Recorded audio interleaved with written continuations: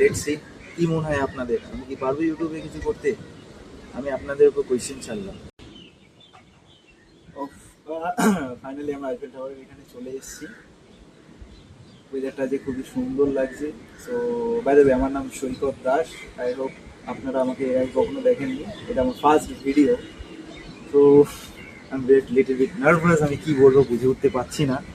কারণ এর আগে অনেকবার ধরেই আমি ট্রাই করেছি যে ইউটিউবে আমি কিছু করবো, কেরিয়ার ইউটিউবে। কারণ 2022 যখন লকডাউন পড়ে তখন থেকে আমি ভেবেছিলাম যে ইউটিউব কিছু করবো, বাট আনফর্চুনেটলি অলওয়েজ অ্যাটেম্প নিয়েছি, বাট কোনো কারণেই ফেল। অলওয়েজ অ্যাটেম্প নিয়েছি বাট ফেল। অনেকগুলো ছোটো ছোটো স্বপ্ন ছিল যে কিছু কিছু করবো, বাট সামহাও কোনো কিছু হয়ে ওঠেনি। তারপরেও আবার ছোটো ছোটো করে ভিডিও ছাড়ছি, আমার বড় ভিডিও হবে।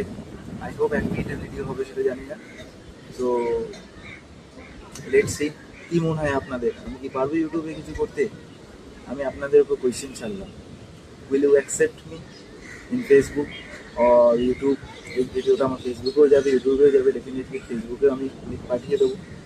তো এটা এখানে আগে কখনো উঠিনি, বাট আপনারা দেখতে হবে জায়গাটা। আমাদের ইকো পার্কে যারা যারা এসেছেন তারা ভালো মতোই জানবেন যে ইকো পার্কের দৃশ্যটা খুবই ভালো।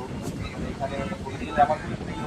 আর ফাঁকা থাকে জায়গাটা, এত সুন্দরই লাগে যে কখনো যদি আপনারা একা মনে করেন নিজেদেরকে ফিল লো, দেন ডেফিনেটলি আপনারা কিন্তু এখানে আসতে পারেন, এখানে এসে সময়টা কাটাতে পারেন। এটা কিন্তু খুবই একটা ভালো জায়গা। বাকিগুলো খুব সুন্দর সেই কাট।